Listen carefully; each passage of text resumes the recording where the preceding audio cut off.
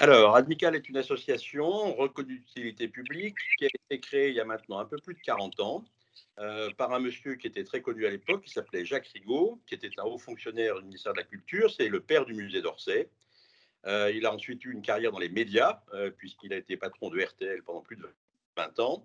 Et donc, Jacques Rigaud a eu l'idée de commencer à travailler au lancement, au développement, à la promotion de ce mécénat des entreprises, c'est-à-dire de l'engagement de l'entreprise en faveur de l'intérêt général. Alors, ce qui s'est passé, donc il a créé Admical à ce moment-là, donc fin 79, avec une double feuille de route. La première partie était le développement et la promotion du mécénat, à travers à la fois des actions orientées vers la puissance publique, c'est-à-dire qu'on appelle aujourd'hui des actions de lobbying. Objectif, créer un cadre juridique et fiscal qui permettent au développement de ce mécénat. Et puis un deuxième aspect de la première partie de la feuille de route, développement, qui était l'incitation des entreprises, c'est-à-dire la sensibilisation des entreprises au fait qu'elles devaient s'engager pour l'intérêt général et à côté de leur objectif classique, normal et indispensable économique, de création de richesses et de PNB pour le pays et de création d'emplois, avoir des objectifs qui soient un peu plus sociétaux et un peu plus désintéressés. L'acmé de cet engagement pour la création d'un cadre juridique et fiscal, ça a été la loi dite Ayagon, du nom du ministre de la Culture de l'époque, en 2003, qui a posé pour le mécénat des entreprises et pour la philanthropie des particuliers en France un cadre juridique et surtout fiscal qui est, je crois on peut le dire, un des meilleurs. À la fin de l'année dernière, Bercy a ramené de 60 à 40% la défiscalisation pour les grandes entreprises qui donnent plus de 2 millions d'euros. Et donc, ça, c'est un choc très important. La deuxième partie de la feuille de route d'Amical, elle venait, je dirais, un peu en aval de la première, c'était accompagner les mécènes au moment où ils démarraient leur mécénat, parce que, bon, c'est une approche un peu différente de l'approche business, et il y a besoin de compétences, il y a besoin de spécialisation pour bien démarrer son mécénat. Nous avons pris conscience, il y a quelques années, que si les premières années du mécénat avait été très nationale, j'ai envie de dire même très parisienne, eh bien l'avenir du mécénat, il était énormément dans les régions. Donc nous avons démarré il y a 3 ans un tour de France des mécènes. On a pris notre bâton de pèlerin et on est allé faire sur le terrain, dans des villes petites, moyennes et grandes, un travail que je qualifierais d'évangélisation pour démontrer aux entreprises qui ne le savaient pas forcément encore, parce que l'information n'est pas suffisamment descendue partout dans le monde de l'entreprise, que le mécénat, c'est bien sûr bon pour la société, ça les gens le savent en général, puisque ça apporte des ressources financières ou humaines, mais que c'est aussi bon pour l'entreprise. Le mécénat est un formidable facteur de lien entre l'entreprise et son écosystème, c'est-à-dire l'entreprise et l'environnement territorial d'une part, les collectivités publiques, les autres entreprises, le monde associatif. Et puis, c'est un formidable créateur de ciment interne à l'entreprise, puisque ça permet d'embarquer, si vous me passez l'expression, les collaborateurs dans des projets qui accompagnent l'entreprise et qui peuvent intervenir soit sous forme bénévole, soit en mécénat de compétences. Et le mécénat de compétences se développe de plus en plus.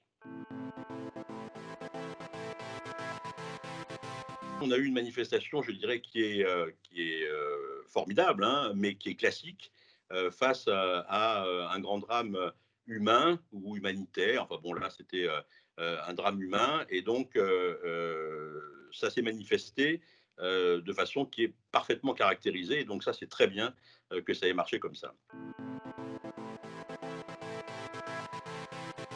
J'ai deux niveaux de réponse à votre question. Je ne suis pas inquiet sur le montant de mécénat auquel on va arriver le baromètre d'Admical à la fin de l'année, puisque notre baromètre va sortir en décembre. En revanche, je suis beaucoup plus inquiet sur la perspective.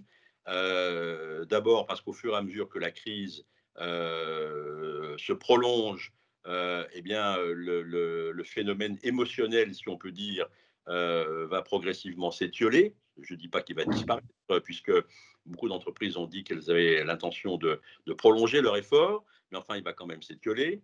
Ensuite, parce que donc, les entreprises vont voter leur budget pour l'année 2021, et on voit bien que toutes les grandes entreprises sont dans un processus de serrage de ceinture très fort qui va concerner prioritairement les dépenses non obligatoires. Et bon, évidemment, le mécénat n'est pas une dépense obligatoire, donc il va faire partie des premières réflexions pour les entreprises confrontées à des difficultés économiques. Donc, je crains que 2021 ne soit une année très difficile en termes de mécénat. Donc ça, c'est la partie court terme et je dirais un peu sombre hein, de la vision qu'on peut avoir.